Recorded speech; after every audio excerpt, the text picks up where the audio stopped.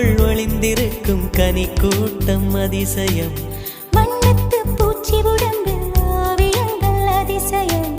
துளை செல்லும் காற்று மெல்லிசையாதல் அதிசயம். குருநாதர் இல்லாத குயில் பாட்டு அதிசயம். அதிசயமே அசந்து போகும் நீ எந்த அதிசயம். அஜூபா